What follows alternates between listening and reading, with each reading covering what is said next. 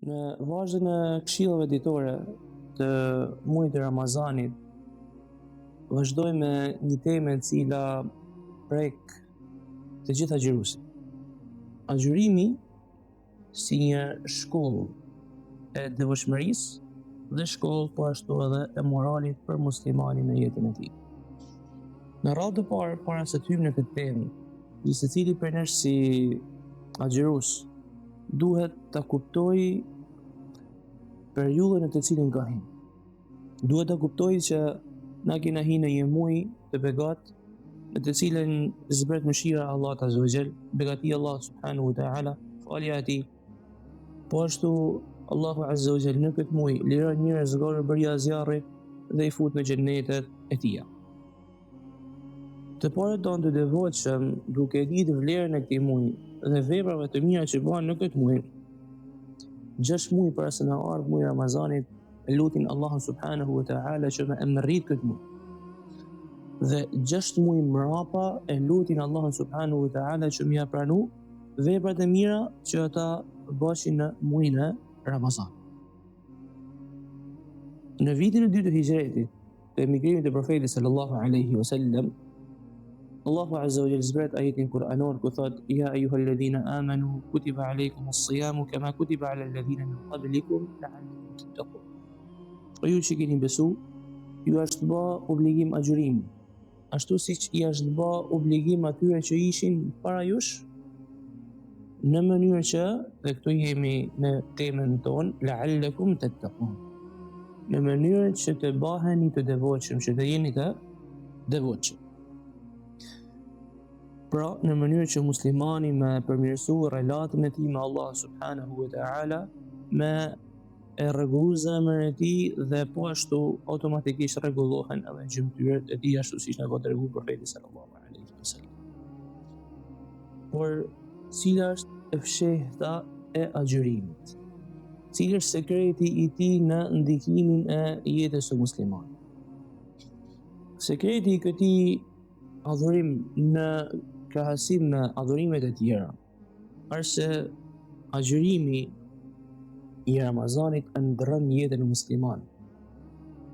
E kthen 180 gradë jetën e muslimanit, duke e përmirësuar moralin e tij në lidhje me Allahun Azza wa Jall, në lidhje me krijesat, e ruan gjuhën e tij kur flet, i ruan gjymtyrët e tij kur vepron, dhe po ashtu nuk i dëmton ato që ka rreth, përkundrazi i ndihmon me sa ka mundësi. E kjo në përputhje me hadithin e profetit sallallahu alaihi wasallam: "Al-muslimu man salima al-muslimuna min lisanihi wa yadihi." Muslimani i mirë është ai muslimani i cili muslimanët e tjerë janë të ruajtur prej gjuhës së tij dhe prej dorës së tij. Ramazani, ose agjërimi i Ramazanit, nuk është thjesht ndalesa nga ushqimi, nga pija dhe nga disa gjëra bazike në jetën e njeriut, por se është më gjatë. Nuk është qëllim në vetvete agjërimi, ashtu siç nuk janë qëllim në vetvete adhurimet e tjera, por sa është qëllim përmirësimi i njeriut. Ramazani dhe agjërimi i Ramazanit janë një shkollë një mujore edukimi për muslimanin në mënyrë që me vazhdu edhe në këtë mënyrë edhe në pjesën tjetër të vitit. Ashtu siç na tregon Ibn Qayyimi, i për dietarëve të Islamit, thotë që dita e Xuma është si provim për muslimanin në lidhje me ditët e tjera të javës, për gjatë tan javës. Muaji Ramazanit është provim për muslimanin në lidhje me krejt vitin, dhe haxhi është provim për muslimanin në lidhje me gjithë jetën.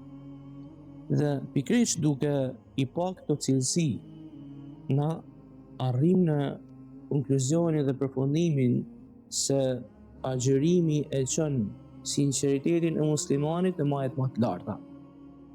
Kjo duke u mbështet në hadithin e profetit sallallahu alaihi wasallam ku thotë, ka thënë Allahu i madhnum, pra në një hadith qudsi, thotë Allahu subhanahu wa ta'ala: "Kullu amali bini Adam lah." Të gjitha veprat e njeriut, të gjitha veprat e bijve të Ademit janë për të. Illa as-siyam, përveç se përveç agjërimit, fa innahu li wa ana ajzi. Nëse me të vërtet, ai është për mua, është i veçantë për mua dhe unë shpërbej për të. Në lidhje me këtë hadith, qudsi Imam Kurtubiu ka thënë, duke e shpjeguar, ka thënë që të gjitha adhurimet e tjera duken, shifen. Pra, kur falena, shifet namazion, kur japim lëmosh, shifet lëmosha jon, kurse agjërimi nuk duket dhe kjo gjë e bën të veçantë për hir të Allahut Azza wa Jall, më tepër se sa adhurimet e tjera. Po ashtu, agjërimi, siç thamë, është shkollë për devotshmërinë. E mëson zemrën e muslimanit me kanë e devotshme. Kurse ç'është devotshmëria? Si është muslimani i devotshëm? Devotshmëria, siç e kanë thënë dietar, është që njeriu me formu një pengesë mes tij edhe mes dënimit të Allahut Azza wa Jall, përse si duke vepruar dhe praktikuar porositë e Allahut Azza wa Jall dhe duke u largu nga caqet dhe ndalesat e Allahut Subhanahu wa Ta'ala. Po ashtu kina thënë që është shkollë e moralit. Shkollë e moralit. E morali muslimanit, shpesh dëgjojmë këtë fjalën morali, porse morali nuk cungohet vetëm në moralin e krijesave, sepse morali në shariatin islam dohet në dy lloje. Morali me Allahun Azza wa Jall, me krijuesin, dhe morali me krijesat. Morali me Allahun Subhanahu wa Ta'ala, pika e kulminante është adhurimi i Allahut Subhanahu wa Ta'ala një dhe i vetë. Pra duke mos i shoqëruar atij shok në adhurim.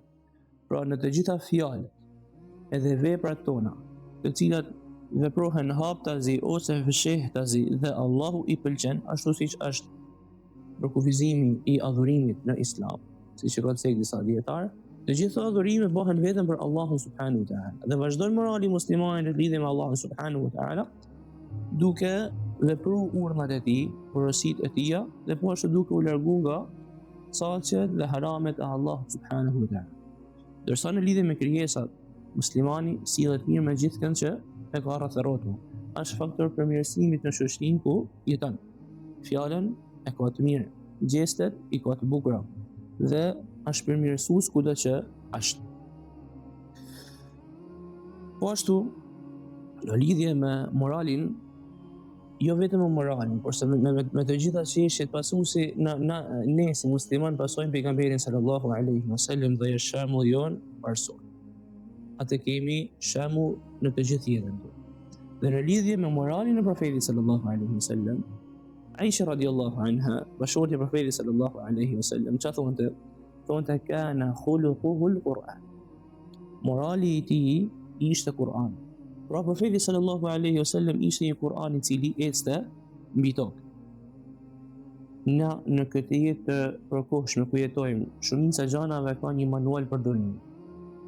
Ka një manual për se si ta përdorin, ndërkohë që manuali i jetës së muslimanit duhet me kenë Kur'ani, libri i Allahut Subhanahu wa Ta'ala, së bashku me traditën profetike, me sunetin e profetit sallallahu alaihi wasallam.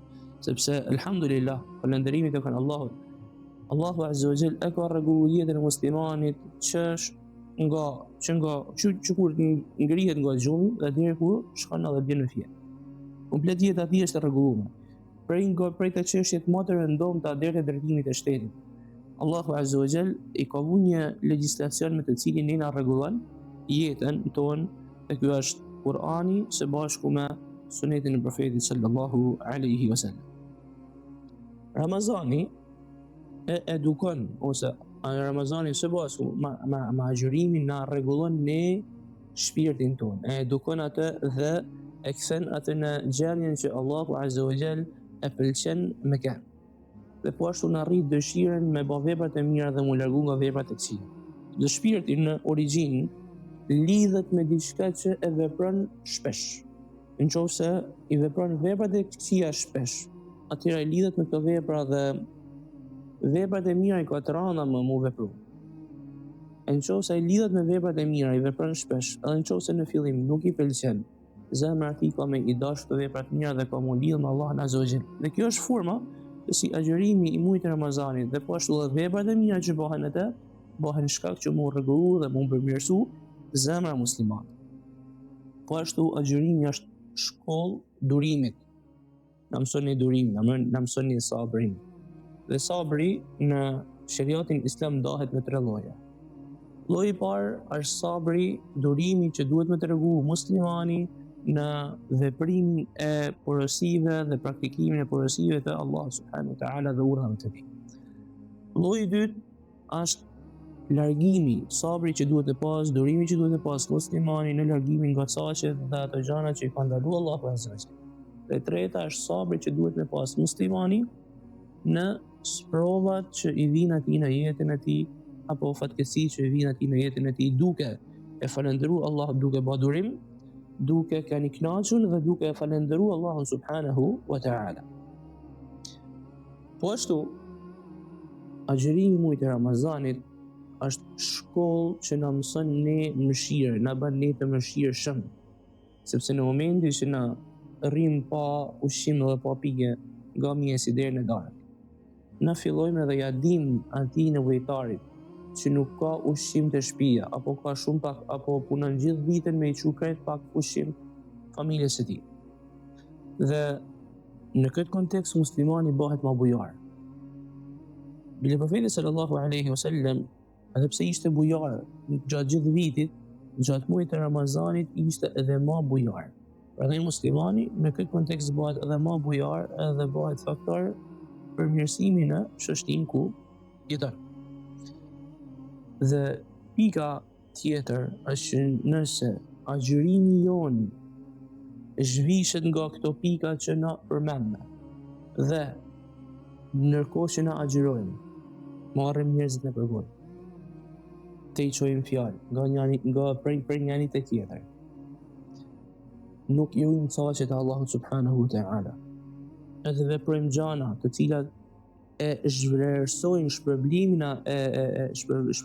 e agjërimit ton, ose e paksojnë shpërblimin e tij, atëherë na nuk kena me bërë diçka që e kënaq Allahun azza wa jalla siç duhet, sepse pejgamberi sallallahu alaihi wasallam na ka treguar në hadith duke thënë që rubba sa'imin laysa lahu min siyamihi illa al-ju'. Ka agjëruesve të cilët nuk kanë hise prej agjërimit të tyre vetëm se urin. Apo po ashtu na tregon profeti sallallahu alaihi wasallam duke thënë që ai që nuk e lën gënjeshtrën dhe veprimin me të, Allahu azza wa jalla nuk ka nevojë që ai me lën pijen e tij, ushqimin e tij dhe pijen e tij.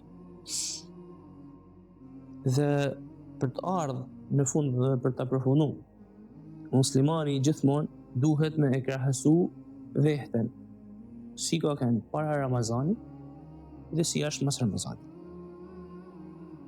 Zemra e tij a është bëma e pastër, zemra e tij a është afruar me Allahun azza wa jall, a është baju zemra e pastër, të cilën Allahu subhanahu wa taala për të cilën thotë në Kur'an, yawma la yanfa'u malu wala banun illa man ata Allah biqalbin salim. Në ditë kur nuk ka me bë dobi as pasunia e as fëmia, pra në ditën e gjykimit, përveç se ai i cili paraqitet Allahut azza wa jall me zemër të pastër. Me zemër të pastër që do të thonë, me zemër të pastër nuk do të thonë thjesht mos me i bë kujt keq, por do të thonë me praktiku urdhat e Allahut azza wa jall dhe mu largu nga çaqet e tija dhe haramet e tija. Po ashtu, a është edukuar shpirti jo? A është kthy në rrugën në të cilën Allahu azza wa jall e pëlqen? Morali jon, qoftë në lidhje me Allahun subhanahu wa taala, apo edhe në lidhje me krijesat, a është përmirësuar, a është më mirë? A është ai që ka qenë para Ramazanit apo është përmirësuar? Prandaj gjithë secili duhet që t'ia bëjnë këto pyetje vetes së tij. A është ai që ka qenë përpara apo është ai i cili është përmirësuar? Dhe pika e fundit e cilën duhet me ecek është që muslimani nuk është adhurues sezonal. Muslimani nuk është adhurues sezonal. Sepse shohim shumë muslimanë të cilët hinë në derën e xhamisë në fillim të muajit të Ramazanit dhe dalin prej derës së xhamisë në përfundim të muajit të Ramazanit dhe nuk e shohin më këtë derë vetëm se kur vjen Ramazani tjetër, nëse Allahu azza wa jalla i jep jetë.